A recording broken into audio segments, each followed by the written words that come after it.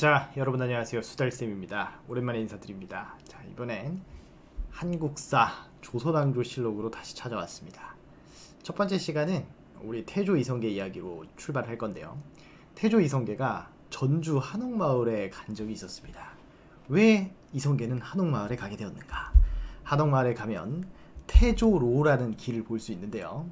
이 태조로를 따라가면 이성계를 만날 수 있습니다. 여기 이제 경기전이라는 곳인데 이 경기전에 여기에 뭐가 있냐면 이성계의 초상화가 걸려 있습니다. 여기에 초상화가 걸려 있는데 실제로 가보면 이런 느낌이죠. 자, 이렇게 경기전으로 들어가시면 여기를 구경하고 있는 사람들 지금 보이시죠? 아, 저기 옹기종기 모여있는 여기에 뭐가 있냐면 이성계의 어진이 있습니다. 이성계가 왜 여기에 있게 됐는지를 이제 고려말로 거슬러 올라가게 됩니다. 이게 실제 이성계의 어진인데 보시면 귀가 매우 특이하게 생기셨어요. 실제 얼굴입니다. 실제 얼굴. 우리 조상님들은 얼굴을 고스란히 묘사하는 게 당시 그림의 특징입니다. 눈빛이 살아있죠. 눈빛이 장난이 아니고 떡대부터 시작해서 뭔가 무장의 느낌이 강하게 납니다. 실제 이성계의 얼굴은 이렇게 생겼다. 지금 이 어진은 과거에 있던 것을 복원한 건데요. 1913년에 일제강점기 때죠. 그때 찍힌 사진인데 사진만 남아있고 그림은 남아있지 않습니다. 그걸 바탕으로 지금 복원을 한 모양이죠.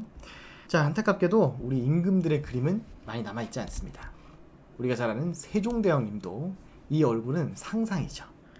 안타깝게도 상상 속에서만 만날 수 있는데 그 이유는 6.25 전쟁 당시에 임금들의 초상화를 피난시켰습니다. 임시수였던 부산으로 피난시켜놨는데 그 모여있던 문화재들을 모아놓은 창고에 불이 나서 죄다 타버렸던 거죠. 그래서 어진 중에서는 몇 점이 남지 않았고 영조라든가 뭐 철종이라든가 이런 분들의 어진만 조금 남아있다라는 거죠. 이성계 얼굴을 우리가 실제로 볼 수 있습니다. 자, 그런데 이성계가 어떻게 스타덤에 오르게 되느냐? 이제 황산대첩이라는 게 있습니다. 우리가 살수대첩을 많이 들어봤는데 황산대첩은 처음 들어보신 분들도 있을 겁니다. 이 당시에 왜구들이 너무 많이 쳐들어왔어요. 어느 정도 쳐들어왔냐면 공민왕제위 23년간 115차례, 우왕제위 14년간 278차례 쳐들어왔습니다. 공식 기록만 그렇고 비공식까지 포함하면 정말 많겠죠. 그래서 이 고려 사전료라는 책을 보면 끊임없이 쳐들어오는 왜구와 이를 막는 최영, 이성계 두 사람의 눈물겨운 사투가 펼쳐지는 거죠. 그 중에서도 클라이맥스는 이 우왕 6년 무려 왜구가 500척을 이끌고 왔습니다. 이때 당시에 참상을 보면 2, 3세대는 계집아이를 사로잡아 머리를 깎은 다음 배를 갈라 깨끗이 씻고 쌀, 술과 함께 하늘에 제사 지냈다. 외적이 침입한 일에 이렇게 비참한 일은 없었던 거죠. 자, 이런 상황에서 등장한 게 이성계입니다. 함경도에 있던 이성계가 원군을 이끌고 전라도 남원까지 당도하게 된 거죠. 그때 이성계는 남원에 도착하자마자 부하들에게 오늘만 쉬고 내일 당장 싸운다. 나는 I'm still hungry for battle 이렇게 된 거죠. 자, 불이 났게 달려오느라 힘에 부쳤던 부하들이 적들이 험지에 있습니다. 적들이 나오기를 좀 기다리시죠. 하자 이성계가 이렇게 얘기합니다. 내가 한스럽게 여기는 것은 적을 보지 못하는 것밖에 없는데 지금 적군을 만나는데 어찌 치지 않음이 옳겠는가 라고 일가를 하고 이튿날부터 바로 공격인 거죠. 나의 선택지는 공격 또는 맹공격 두 개밖에 없다 이렇게 되는 거죠. 그래서 난전이 거듭되는 가운데 이성계도 화살을 맞는 그런 일이 있었습니다. 그리고 화살을 맞자 화살을 맨손으로 뽑아버리고 다시 전투에 임하는데요. 이런 이야기는 지어낸 게 아니라 실제 태조실록에 고스란히 기록이 되어 있는 내용입니다. 이 실록에 따르면 이성계는 거의 불사신에 가깝죠. 화살에 부상을 당했던 이성계는 부하들에게 겁나는 사람은 물러가라. 나는 적에게 죽을 것이다. 이렇게 외칩니다.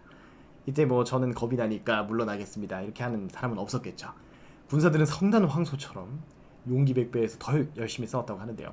실록에는 죽음을 각오하고 싸우니 적이 나무처럼 서서 움직이지 못했다. 이렇게 기록이 되어 있습니다. 이렇게 격전 끝에 왜구 장수도 사살하고 10배가 넘는 적에게 고려군은 대승을 거두는데요. 기록에는 이때 전산 왜구의 피로 6, 7일간 물을 마시는 게 불가능했다. 왜구는 겨우 70여 명만이 살아서 지리산으로 들어갔다. 이런 식으로 우리 태조실록에는 나와 있습니다. 자, 이 전투가 바로 황산대첩입니다. 이 전투로 인해서 이성계는 그야말로 스타덤에 오르게 됐죠. 이제 고려에서는 귀신도 이성계의 이름을 알 정도가 됐는데, 이런 이성계가 향한 곳이 있습니다. 그곳이 바로 이 전주입니다. 전주 한옥마을이죠. 지금 한옥마을이 어디냐면 이 부분은 이제 한옥마을입니다. 이 부분이 한옥마을이고 여기는 이제 다 도시가 된 거죠. 지금 남아있는 성문도 풍남문 요거 하나 남아있습니다. 요거 하나만 남아있는데 한옥마을에 가시면 보실 수 있죠. 자, 이 큰 승리를 기려서 선조 때 만들어진 비석이 있습니다. 이게 바로 황산대첩비인데요. 이 황산대첩비를 실제로 가서 제가 보고 왔습니다. 보고 왔는데, 자, 보시면 이렇게 비각이 있고요. 상당히 넓은 곳에 이렇게 놓여 있습니다. 이제 드론 띄워가지고 지금 촬영을 한 건데, 뒤쪽에 있는 곳이 다 이제 전적지입니다. 그렇게 치열하게 왜구와 싸웠던 고려군들이 피를 흘렸던 그 장소가 이렇게 남아 있고요. 지금 실제로 가보시면 이 비석이 상당히 큽니다. 제 키가 181cm 육박하는 172cm입니다. 그런데 지금 제 키에 비해서 상당히 크다라는 걸 보여줄 수 있죠.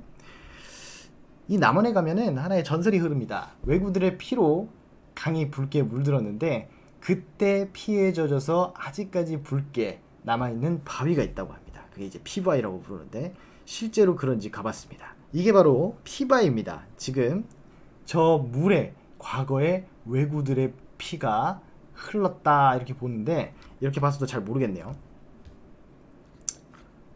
좀 더 자세히 보겠습니다. 지금 물이 이렇게 흘렀던 그곳에 바위가 남아있는데 약간 붉으딩딩하죠.